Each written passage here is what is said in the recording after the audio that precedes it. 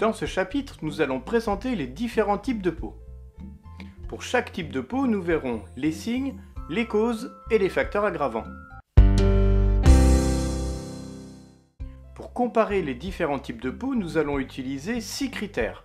3 critères visuels et 3 critères palpatoires. Les caractères visuels sont le teint, le grain de peau et la présence d'imperfections. Ils sont évalués par une observation simple de la peau à l'œil nu. Les critères tactiles ou palpatoires sont la texture, l'épaisseur et la consistance. Ils sont évalués en touchant la peau. La peau normale est une peau parfaite. Son teint est rosé, son grain de peau est uniforme et elle n'a pas d'imperfection. Sa texture est douce, son épaisseur est équilibrée et elle est élastique. La peau normale supporte sans problème les multiples agressions de la vie quotidienne. Elle peut être exposée au chaud, au froid ou même au soleil et elle ne réagira jamais de façon excessive. La peau grasse ou la peau séboréique présente un teint brillant.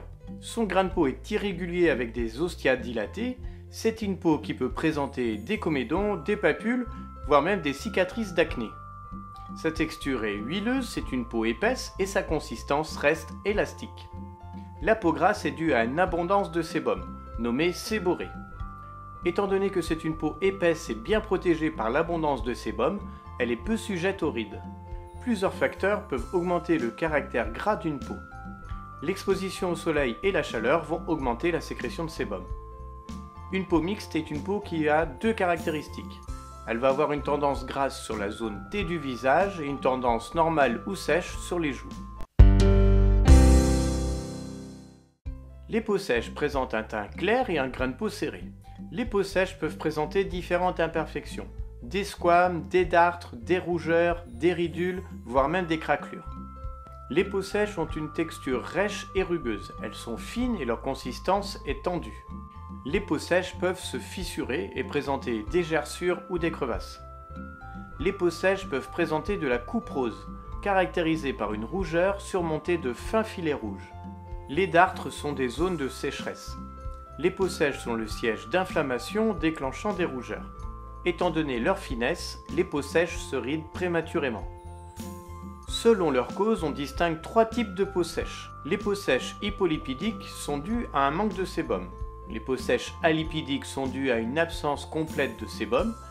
Et les peaux déshydratées manquent d'eau.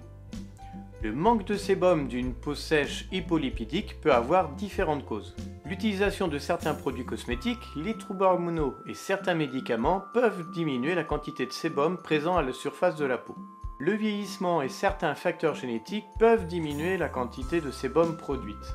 Pour les peaux sèches alipidiques, l'absence de sébum a souvent une origine génétique. Le manque d'eau des peaux déshydratées peut être dû à des conditions climatiques particulières, comme le vent ou le froid. Les troubles de la kératinisation ou certaines dermatoses comme l'eczéma ou le psoriasis peuvent augmenter les pertes d'eau à travers l'épiderme. Le psoriasis et l'eczéma induisent une perte d'eau, ce qui déclenche une sécheresse de la peau.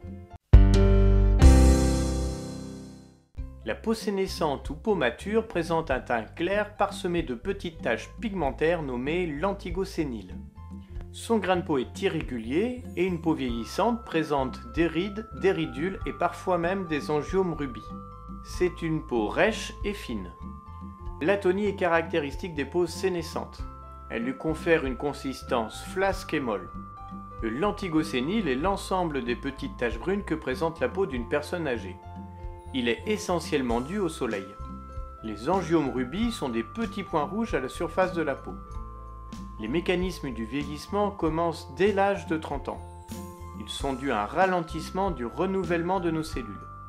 Toutes les cellules de notre peau sont concernées. Elles se renouvellent moins vite et sont moins nombreuses, ce qui entraîne de nombreuses modifications cutanées. L'épiderme est plus fin, la surface cutanée est plus claire et la peau est plus sujette aux infections et se ride.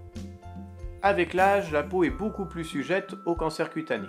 Il s'agit des carcinomes dus aux kératinocytes et des mélanomes dus aux mélanocytes. De nombreux facteurs accélèrent le vieillissement cutané. Il s'agit de facteurs physiologiques dus au fonctionnement de notre organisme ou à des facteurs liés à notre mode de vie. Nous pourrons très peu contrôler les facteurs physiologiques. Le stress, la fatigue, certaines maladies comme le diabète ou les troubles hormonaux accélèrent le vieillissement cutané.